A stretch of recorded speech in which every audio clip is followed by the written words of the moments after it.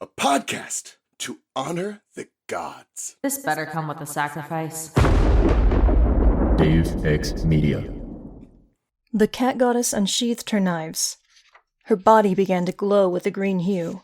An aura surrounded her, growing larger like a bubble of energy and lifting her off the ground. The aura took shape until Bast was encased in a holographic projection about 4 times her normal size. It was an image of the goddess in her ancient form. A 20-foot-tall woman with the head of a cat.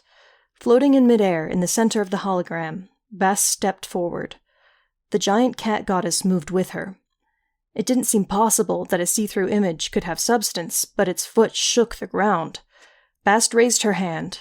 The glowing green warrior did the same, unsheathing claws as long and sharp as rapiers. Bast swiped the sidewalk in front of her and shredded the pavement to concrete ribbons. She turned and smiled at me. The giant cat's head did likewise, bearing horrible fangs that could have bitten me in half. "This," Bast said, "is combat magic."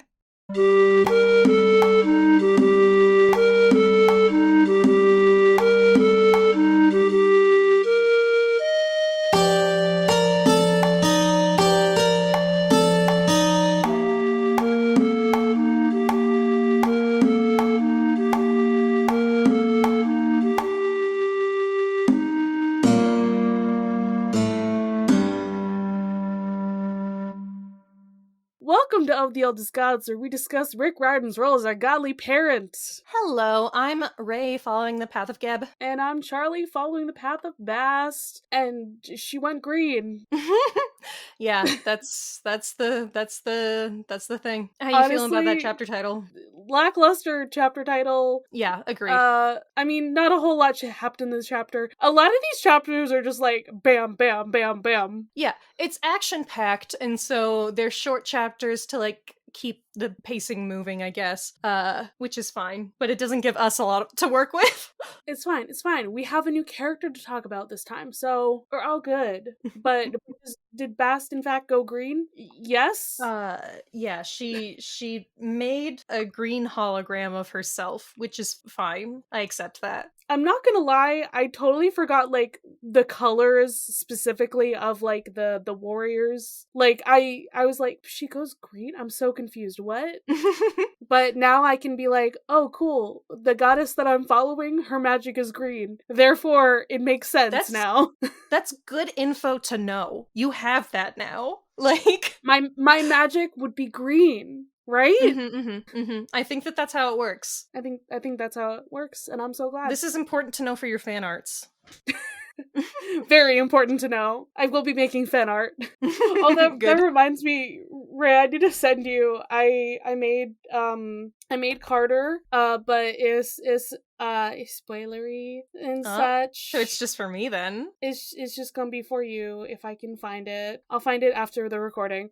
Okay. This is your job. You do things. Tell me about what happened. Just tell me when, bestie. I'll do it.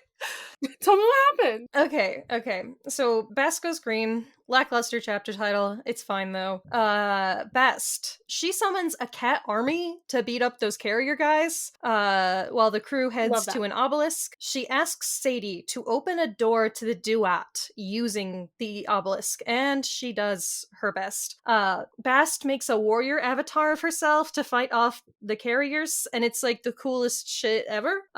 Carter helps by hacking the downed enemies into tiny pieces, like you do in mythology. You hack guys into small pieces. Sadie, she's having no luck, and a scorpion lady is coming, which is especially bad for Carter because he is scared of scorpions, and so the kids dip and leave Bast to take care of that. As he should be.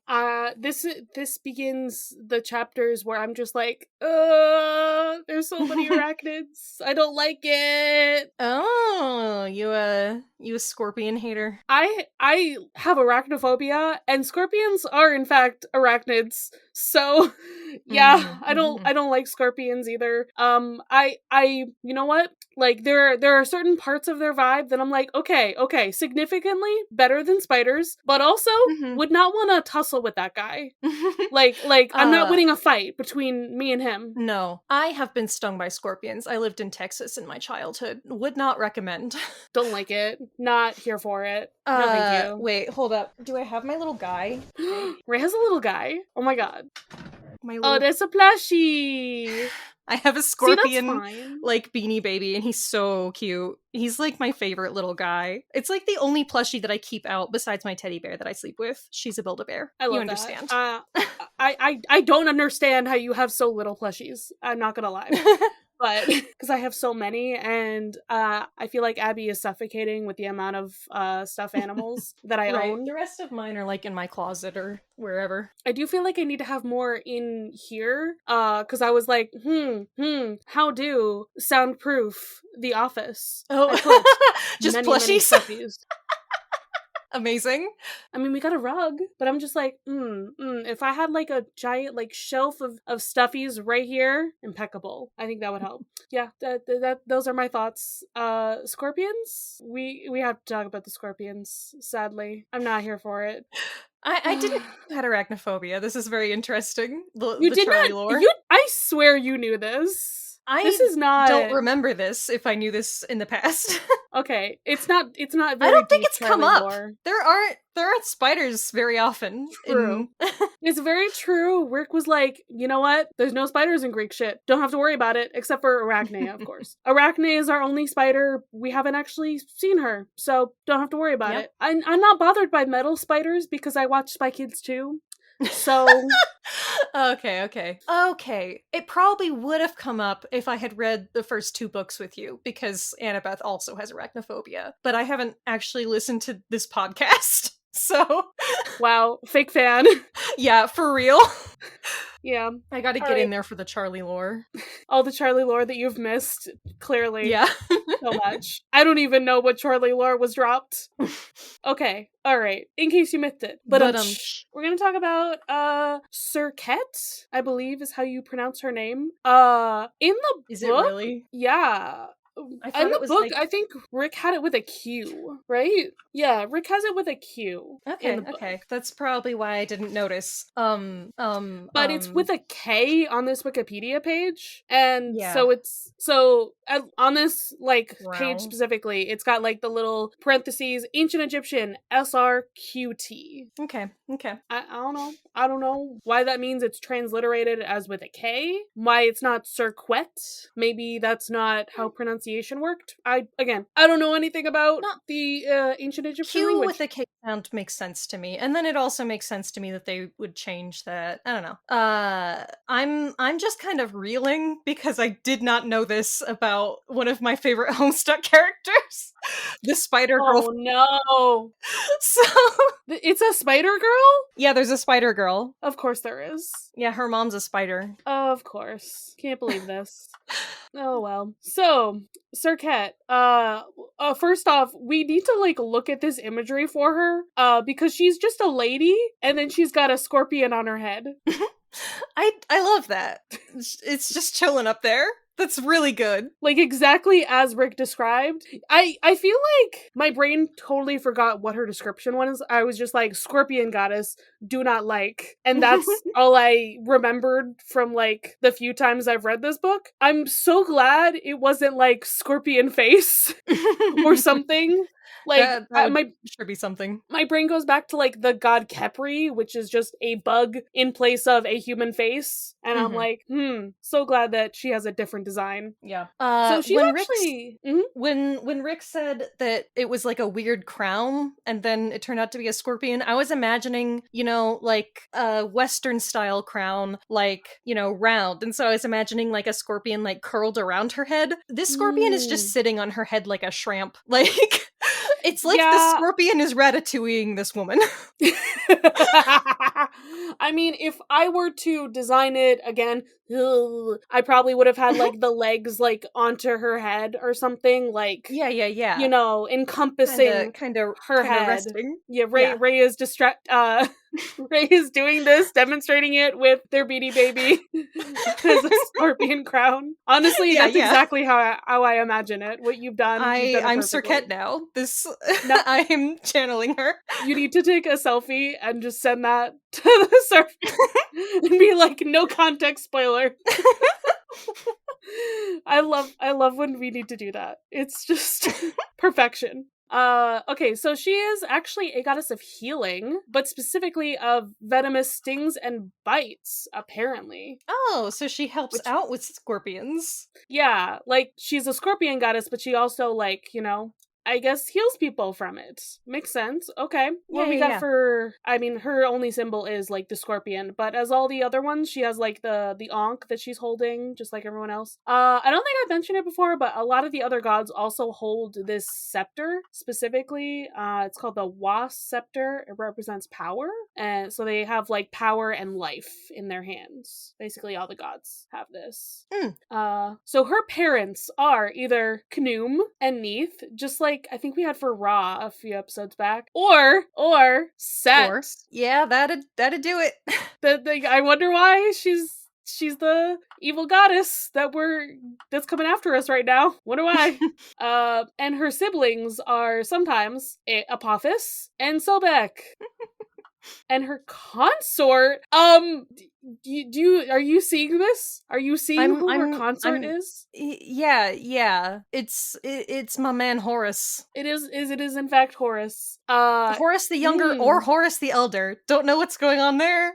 Well, we're gonna get into that eventually. Like, it's a whole ass thing. It's annoying as shit. They're the same person at this point in time, but they didn't used to be. Yeah. So I guess her and Horus have a son who is okay. Look at the image of this boy, Nehebak. Let's see if I can say it. Nehebuko. Nope, I don't think I can say it. I do not even see where you're looking, so I can't help. Her offspring. In some myths. Okay, there we go. Oh my goodness. Is that? It is a snake, but with legs. And no, not like just a fucking, like, a lizard, but like a snake. But then human legs are coming out of this snake. It's so good. I love him, actually. I love him. He would be so floppy and silly. That's my little boy now. Oh my god, there's another version where he has arms and a falcon. I'm obsessed with him. And a dick. Good for him. Yeah, he has a dick. I think Osiris in this also has a dick. Don't worry about it. I'm just obsessed with the fact that he's got more limbs and a falcon head. Like, this guy is so weird and he's amazing. There you go. Weird little guy of the episode. Wow. Neheb cow. Yeah. Let's go with that. Neheb cow. Okay. So, other than that, there's a lot about scorpion stings here. So, let's see. Her name means she who tightens the throat, or she who causes the throat to breathe. All right. Love that for her. And yeah, she can cure scorpion stings and snake bites, which is probably why her son is a snake. Right. Sometimes she is a scorpion. Sometimes she has the body of a scorpion. Or just scorpion on her head. Body of a scorpion with the head of a woman. I don't want to see that. No. Oh, it's at the bottom. It doesn't look as terrifying as I would have thought, but it would. It's not the scariest sculpture of a scorpion I've ever seen. Yeah, no. It would look more terrifying in more detail and color, if you know what I mean. But as a sculpture, you know what? That's fine. She's just got a lot of legs. She does not appear to have any temples, but she had a lot of priests. Okay, interesting. And she's the protector of the Pharohs, and maybe the patron of the Pharohs. Very cool, actually. That's why she has an association with Horus. Okay, I see you. I see what's going on here. Together. Yeah. Also, apparently, I did not know about these two rulers of Egypt named Scorpion 1 and Scorpion 2. As much as I don't like arachnids, I love this vibe. Like, my beautiful sons, Scorpion 1 and Scorpion 2. I'm like crying. I don't know why it's so funny to me. Because, like, it's just the name of the creature. It's not like, oh, Scorpius, like Scorpius Malfoy. Yeah, it's not yeah, like, yeah. ooh, it's like funky and weird. It's straight up like, if your name was Dog. Like, No, but the fact, if your name was Dog 1... and then Dog 2. I'm so unnormal about that. Scorpion I mean, it's 1 and probably not Scorpion 2. one. It's probably Scorpion the first and Scorpion the second, but my Yes, brain reads yes. it as 1 and 2 because, yeah. Yeah, Scorpion the first is not nearly as funny. I'm sure that that's more accurate, but Yeah, now that you've said amazing. it, they will live forever in my brain. Scorpion You're 1 and welcome. Scorpion 2. So Serqet also protects against as she protects against snakes and the venom of that, APAP. She protects against the big chaos snake, which again makes sense why she's associated with like protecting the Pharaoh, because like Apophis is like the big baddie and Ra fights him. So I feel like she should have more Ra associations, but you know what? Close enough. Close enough. Yeah, so she protects the dead, I guess, as well? I'm sorry? Bruh? Associated with the venoms and fluids that cause stiffening. Okay, I'm very confused. I don't know. She guards the jars that like all of your stuff goes in. So you know how the that's Egyptians nice. take out the organs and everything, and they go in these very specific jars, 4 jars, that are represented as like the 4 sons of Horus. And I guess she protects those? Okay, sure. And she's also very much identified with Isis, which makes sense. Isis kind of is the most important goddess in all of Egyptian shit. Like, basically every single goddess kind of becomes associated with her based on the fact that she's the most important. So, oh no, there's some stuff at the bottom that's just like, maybe or maybe not, she's actually associated with scorpions. Who's to say? Maybe incorrect.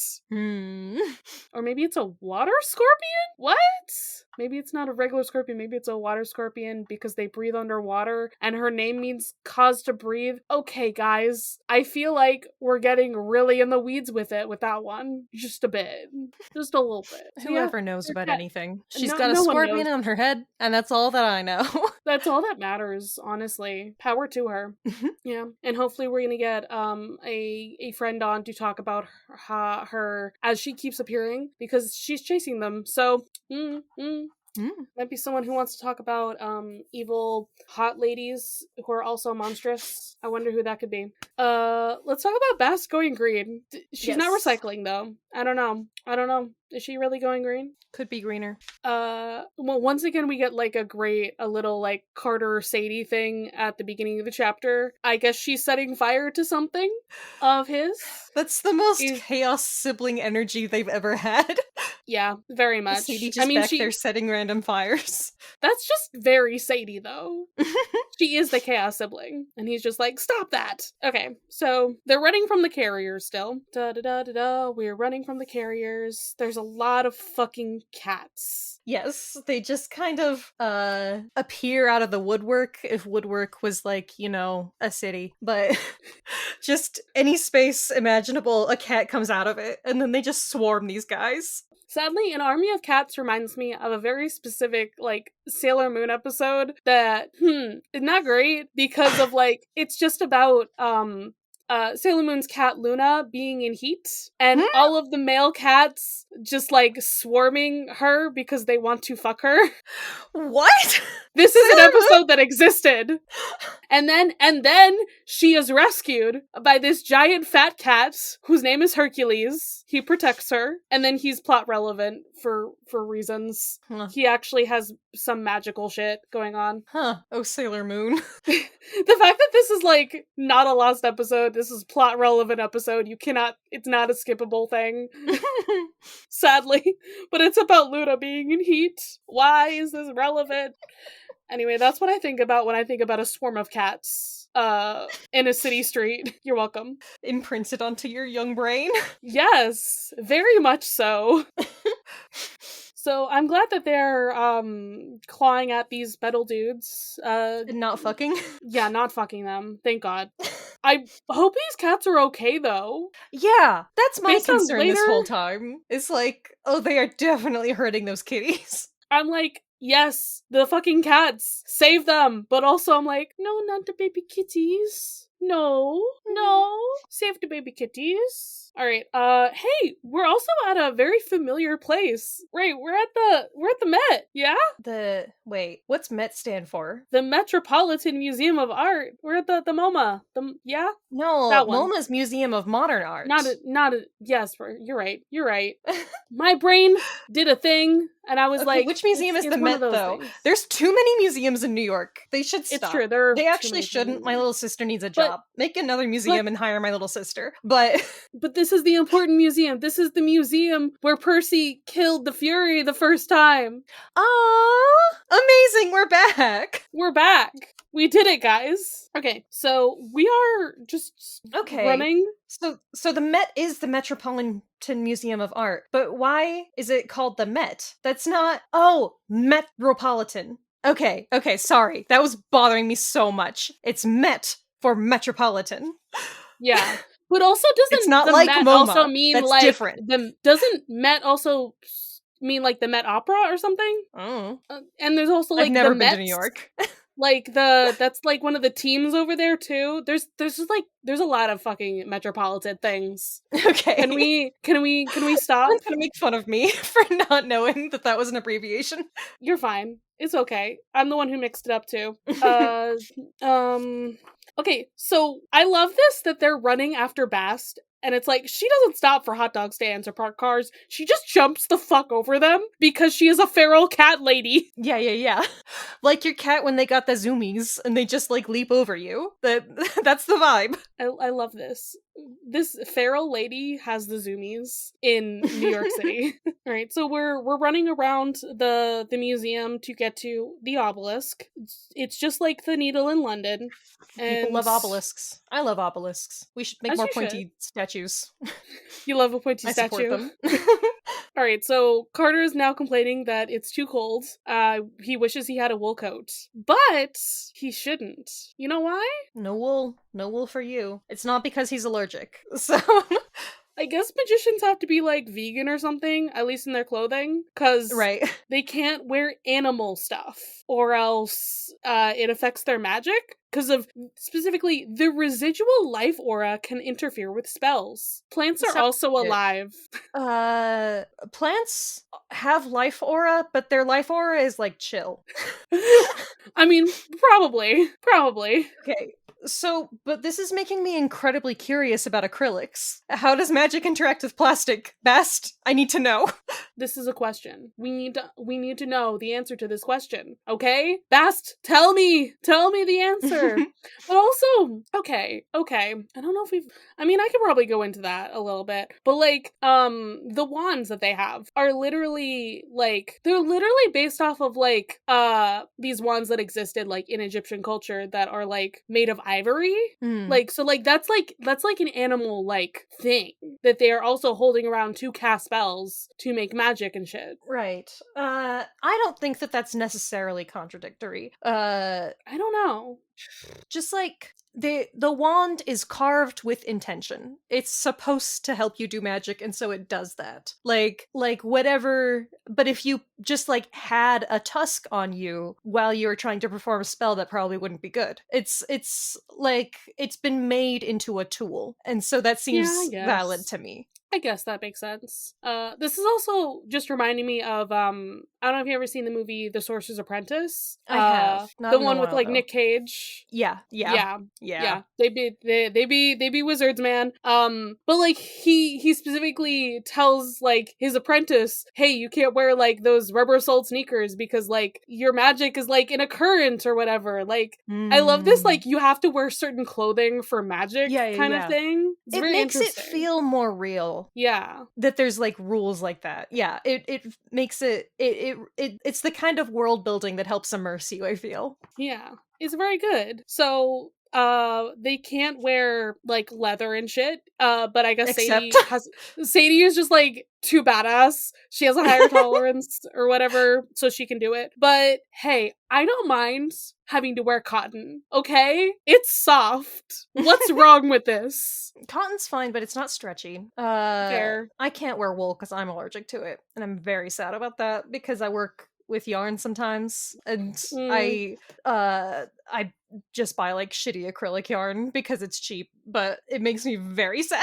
I would love to like spin and work with actual wool yarn. Do you break out or something if you touch wool? Just itchy. I can't touch it. I That's have fair. like a wool coat that I wear for like costumes, and so I can like wear it, but I need to have like a scarf around the neck where there's no inner lining so that the wool doesn't touch my skin. Yeah, no, I get that. I've worn like a wool sweater before, and I was just like, this is itchy. And I was just like, is that just how it feels, or is that like my skin? I don't know. I feel like you would be able to tell because like if I Especially with touch me. wool, it's not like a great texture, but it's not like the itchy texture that I feel when I'm like wearing it. Like my skin like warms up and it gets really, really uncomfortable. And so I don't know. That's how I can like tell that it's like an allergy. Yeah, I get you. Not a severe one, but an unpleasant one. Yeah. Well, you'd love to be a magician then. Don't get to wear that. I would be sad though. I would hope I could be like Sadie because I own a lot of leather jackets. So it'd be really sad not to be a cool leather jacket wearing magician, you know? Yeah. If you get magic powers and you can't even wear a cool leather jacket, what is the point? Right?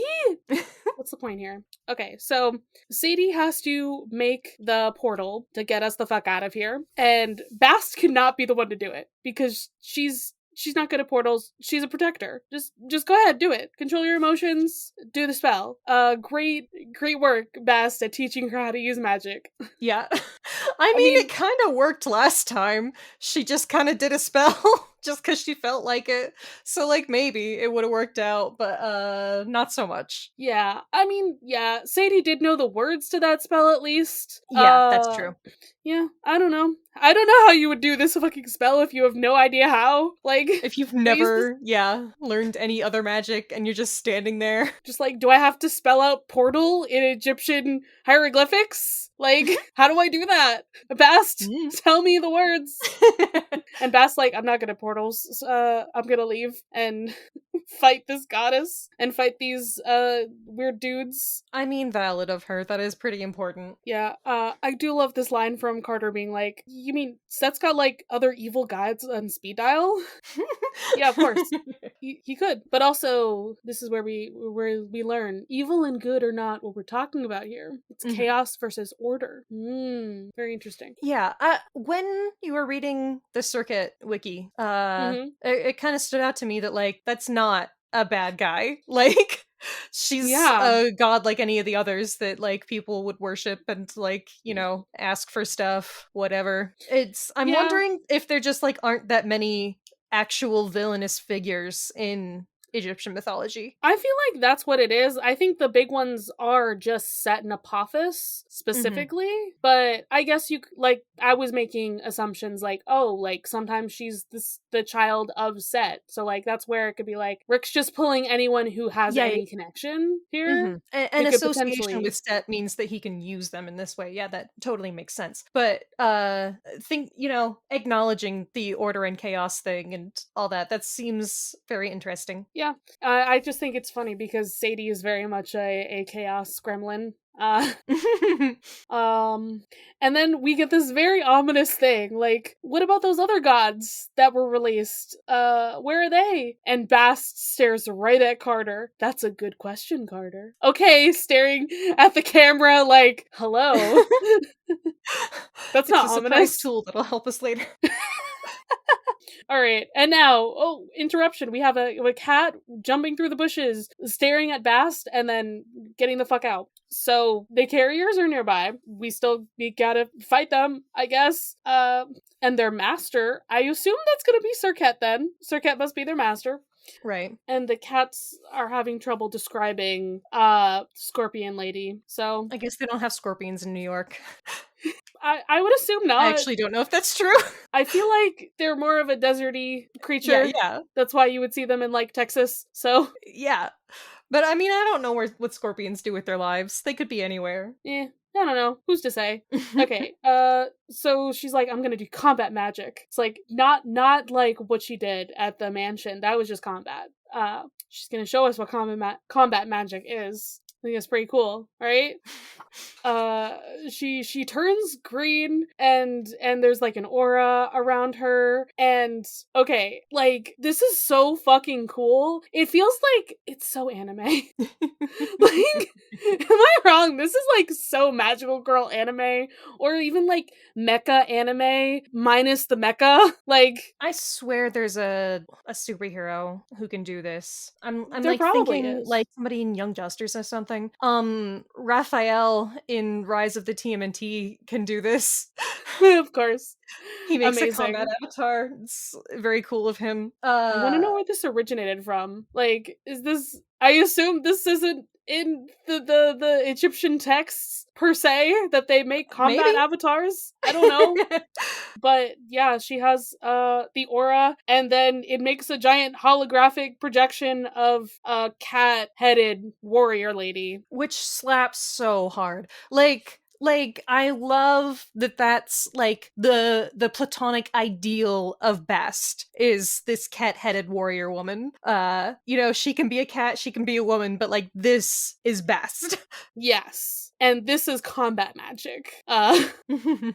So, I missed it on the last page, but the carriers don't look so good. They're a little bit shredded. One of them has a car fender around his neck. Hey, how did a cat do that? I'm very confused on what this cat did. Or Or he multiple just cats. got run over, but that would be unrelated. I don't know. The cat. No, wait. She can steal a car. Maybe one of the cats stole a car and drove a car into them. I don't know. Love that. But they're not looking so hot. So she's gonna do all this shit just to kill these guys. And Carter's gonna go help her, because what else can he do? Sadie's the one who Yeah. has to make the portal, and Bast is like, Carter, you can help me if you wish. He's got the And he's sword. like, I guess. I got a sword. Don't know how to use it. Yeah. So I Uh, guess his sword can just like slice through them like they're Play-Doh? They look like metal, but apparently it just works like that. Like, slicing a sword through flesh even seems very hard to do. Yeah. But apparently they're like, yeah, crumbling like Play-Doh. Like, Bast also is just like, she just touches these guys and they fall apart. Yeah, I was gonna say, is there something going on with like magical metals once again? Or like, is this sword specifically magical? Or is it just that these guys are like not at all as badass as you would have thought? Who's to say? So we slice them up. They've been mashed up, and Bast is not looking great. She's a little tired. At least the carriers seem to stop trying to reform. That's what they were doing at first. That's why they're slicing them into tiny pieces, is because they're like reassembling themselves. But they seem to stop, and then more things happen. Yeah. This description: the bushes rustled with a new sound, like rain, except more slithery. I don't like it. Here they come. I really don't like it. I don't think anyone wants to see a plague of scorpions. It would be bad. I'm trying to remember if we ever see a plague of locusts here. I feel like that's just like one of those Egyptian tropes that you always see, but instead we get fucking scorpions. Why did it have to be scorpions, guys? Maybe there will be a locust god later. I don't know. I don't remember. And now we have Scorpion Lady, but she's really just a lady, but she's got a giant scorpion on her head. I love that it's like, can you take her? And Bast is just like, I don't know. Guess we'll find out. So- Carter is not feeling very optimistic. No, he's not. I would like to imagine that the actual goddess is the scorpion. And the woman is just like a body. I'm Perhaps. a Ratatouille situation. Except she's like inside of the avatar, I guess. Yeah. I mean, okay. What you're saying makes sense to me based on the fact that like this is a host and like this is only part of her power. I can't remember. Did they already describe the fact that like gods can be in multiple places at once? Like, Don't think so, no. Okay. Well, that's the thing. It makes sense to me why that would work. Yeah, so Bast says, get to the museum, find the temple, it may protect you. What are you talking about? What's going on? And she's gonna go fight the scorpions, and Sadie and Carter are just running away. It's not great, Really guys. unfortunate. We had a Catwoman for like 2 chapters. I need a refund. Where's my Catwoman? Listen, it's fine. It's fine. She'll be back. She's a cat. She always lands on her feet. She has 9 lives. She's the best. Yeah, she is. The most important. All right. Yeah, we did it. We did another chapter. Sorry, I think my brain is dying. Oh no. That's a big old mood. My brain was just like, right, we have no guest here. What are we supposed to do after the chapter ends? Plugs. That's what we do. We do plugs. Yeah. You got one of those? I think I have a few medias actually. So I recently started watching something new. Mm-hmm. It happens sometimes. Like every once in a while you stop rewatching stuff. I do. I finished rewatching Lucifer and I was like, okay. It's finally on a streaming service. Let's go for it. I haven't gotten into the thing I want to yet, but I'm watching Hercules: The Legendary Journeys, because that is the prequel series to Xena. I see. I want to get to Xena, okay? But I was like, okay, let's just see how badly these guys do their Greek mythology. And listen, the first movie was Hercules in, what was it, like the Amazon something or other? I have it here. Whoops. Hercules and the Amazon women. And I'm not gonna lie, I feel like about 90% of it is like not bad Greek mythology. Interesting. Like, he's going off with his best buddy, Aeolus, who in the myths is also his lover and his nephew. Don't worry about it.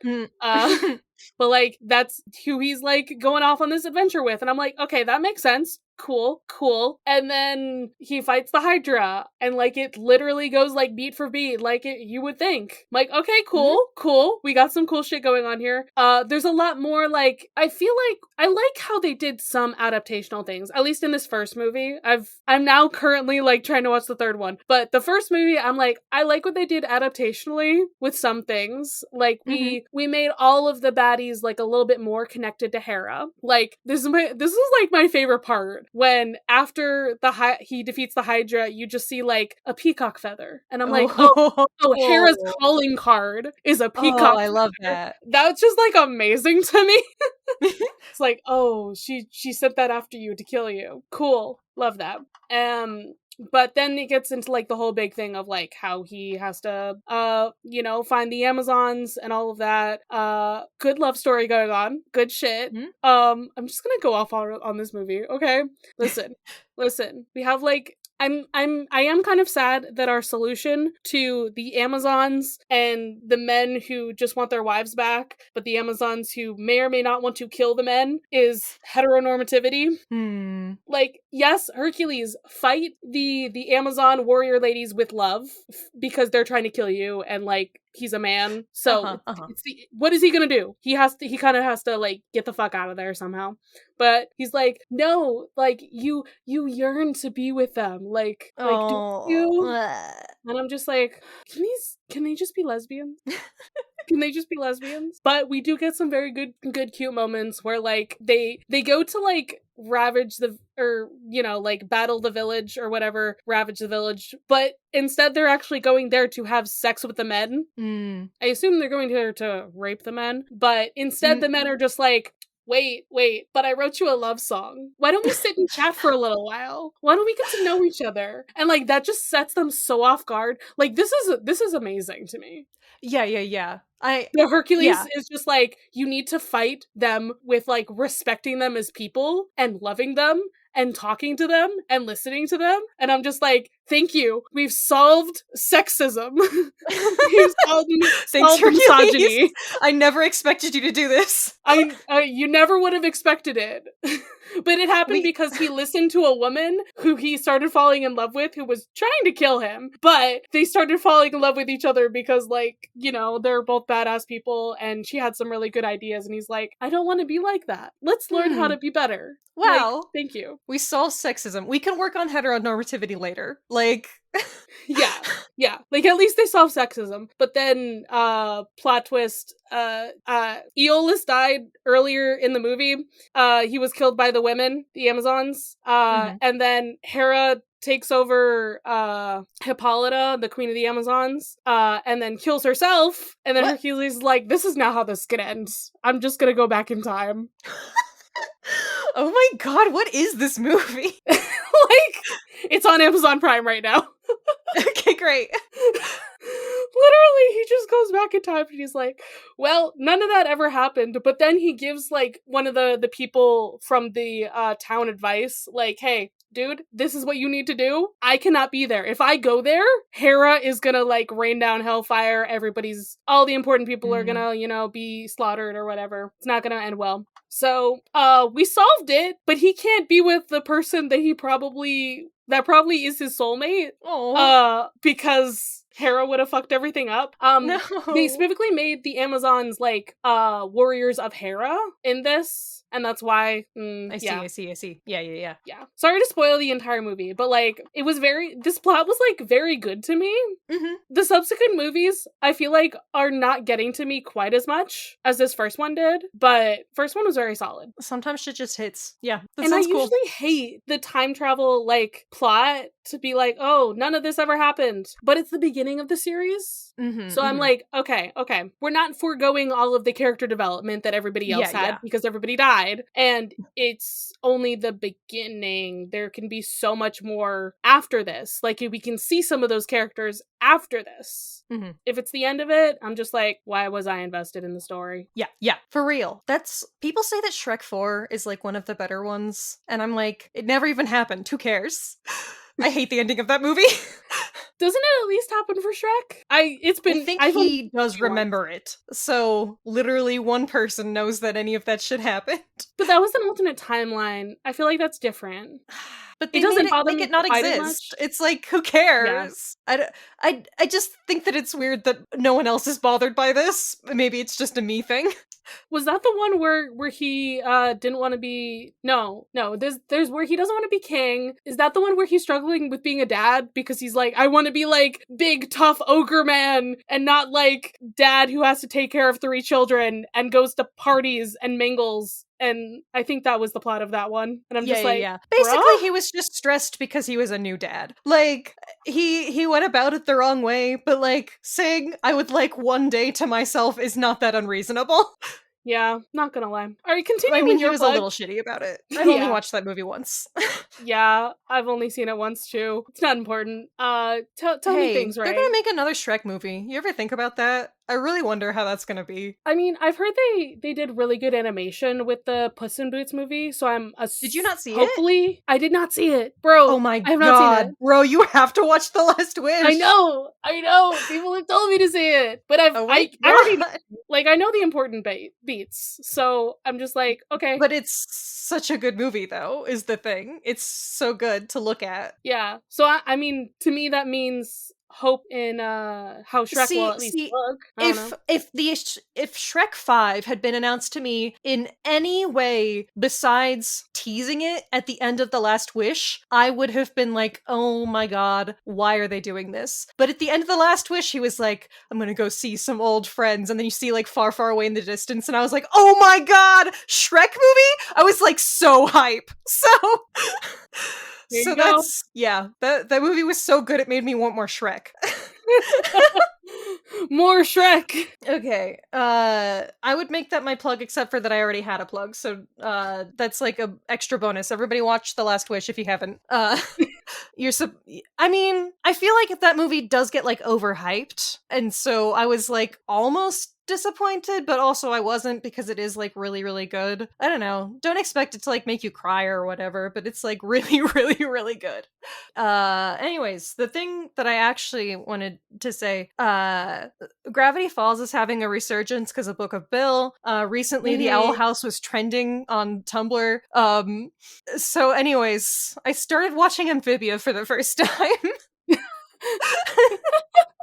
They are a trio. These are all They related. sister series. Oh my god, is this Super Hulak? No, I mean they are canonically like in the same universe. Like This is canon? I think so. Like I didn't know like, about vaguely Amphibia. yeah, I knew that Amphibia- like who made Amphibia? I don't know who the show creator is. But like I- it has a like Gravity Falls like episode where they have a Stan, but he's a frog. I haven't gotten there. I've only watched a few episodes so far, but I know about Amazing. this. Also, are the frogs gay? Because like this is a frog show. The frogs have to be gay, right?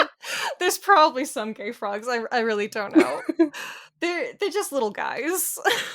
They're just little guys. Well, but yeah, so they are definitely sister series. They all have like similar intros even. Like it's like a whole thing that they're doing. Okay. He was the guy who created the series was a storyboard artist on Gravity Falls. So like he worked on that, and then alongside it was greenlit at the same time as Owl House. So like there's like actual connections there as well. Mm-hmm.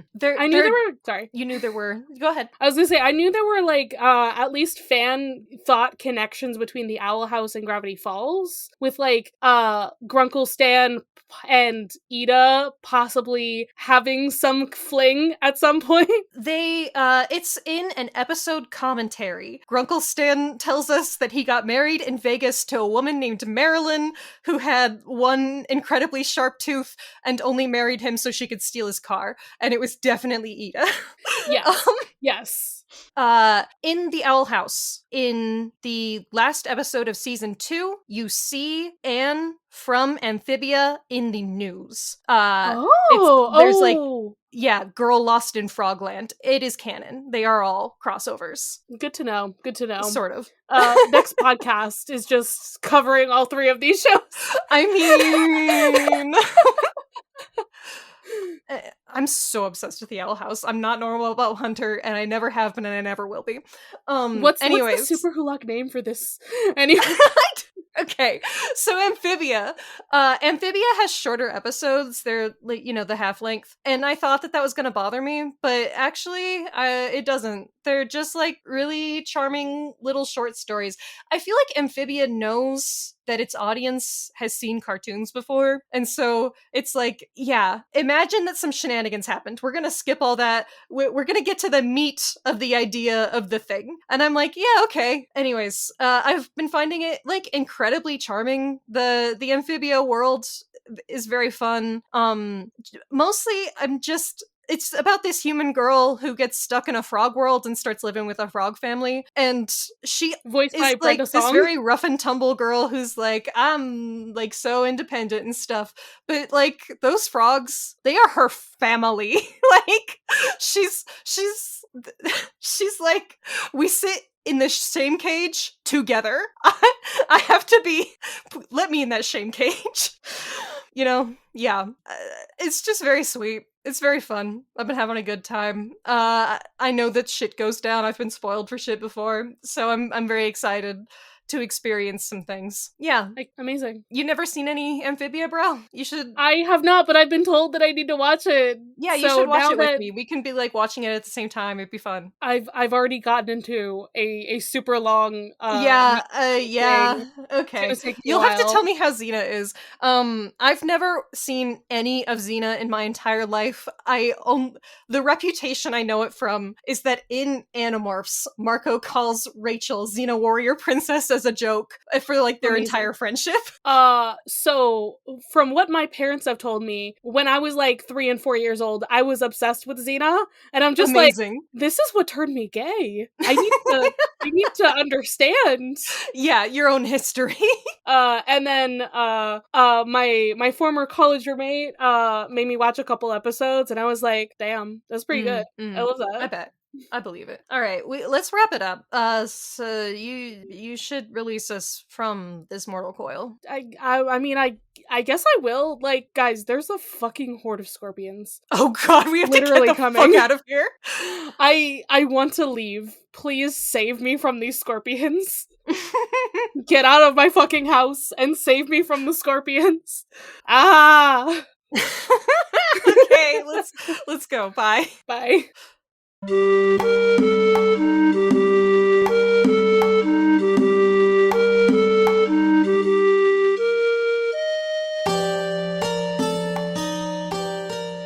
Of the Eldest Gods would like to thank its $10 and up patrons. This means you're either in the Savior of Olympus tier or the God Complex tier on our Patreon, patreon.com/oftheeldestgods. Thank you all so much for your support, especially Matt, our God Complex patron. You can follow this podcast's socials at Of the Eldest Gods Pod on Instagram and Tumblr. You can send us a message through the Duat to oftheeldestgodspod@gmail.com. If you'd like to support us financially, join us at patreon.com/oftheeldestgods. By becoming a patron, you can join the Deus Ex Media Discord server, where you'll be able to chat with us and other listeners about the Riordanverse or whatever else. Our $5 patron tier also gets you access to Against All Odds, our monthly bonus show. There, we'll talk about a wide variety of topics, which usually have something to do with mythology, no promises. You can check out our merch store on Redbubble to find custom designs made by Charlie. Or if you cannot or do not want to support us financially, we'd really appreciate a rating, a review, or letting your friends and followers know how much you love the podcast. That really helps. If you want to hear more from me, Raye, check out Barbie Movie Slap, a podcast where my co-host Ted and I discuss Barbie's cinematic universe. That podcast's Twitter is at Barbie Slaps. You can follow me, Charlie, at GreenPixie12 on most platforms. I also have an art Instagram at GreenPixieDraws. You can also hear my voice on 2 other podcasts. I co-host another podcast on the network with the meme maker Robert called The Bits, where we talk about the Cartoon Network show Steven Universe. I also co-host a non-network podcast with my buddy Ethan called Mysteries in the Machine, where we talk about all things Scooby-Doo. Our music was created and produced by Isabel Strauss-Riggs. You can find Isabel at Kane I, that's I is in the body part, on Instagram and Twitter. She also currently makes video essays on the YouTube channel Kane I. Feel free to message her about making music for your project or editing your podcast. Of the Eldest Gods is based on the series by Rick Riordan. Right now we are discussing The Kane Chronicles. Remember to follow us on your favorite podcatcher and meet us back here every Thursday. Do you love to be super scared? Do you enjoy listening to hilarious hot takes on timeless classics? Well, fear not, listeners. I'm here! Welcome to the Super Scary Podcast, where we cover everything from the supernatural to the superpowered. I'm your host, Josh, a scaredy cat nerd who enjoys superhero, sci-fi, and horror movies way too much. Whether I'm processing my trauma from Texas Chainsaw Massacre or reminiscing on the nostalgia of Hocus Pocus, my guests and I have a hilarious time going through our favorite and sometimes not so favorite moments. I'm your friend till the end, listeners, because everyone's entitled to one super scary podcast. We post weekly episodes on Mondays, and you can find us at Super Scary Podcast on all the socials. See you in the afterlife, listeners.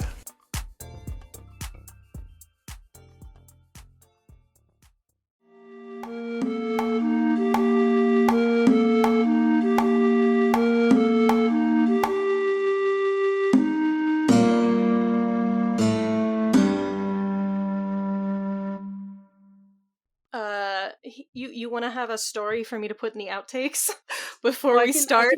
I can have a story. It's not What's the actually story? a story. The story is sometimes I buy extra large items from the boys section because they have the shit I want. As you should. That's how I got a Tears of the Kingdom shirt. That might have been an Amazing. extra large. Maybe that's my problem. Anyways, I tried to buy some TMNT boxers, because I wanted them and they didn't fit at all. I'm so sad. I'm gonna have to see if Teddy wants them. I'm so glad that you could fit into little boys' outfits. I wish I had this, you know. Oh no, I'm huge. Like I was gonna say, you're taller than me. Yeah, you gotta go. Sometimes, every once in a while, you get an XXL boys shirt, and it's just like a little tight and makes your tits look good. And sometimes it doesn't work out like that. You know, you just gotta. I love that for you. Dave X Media.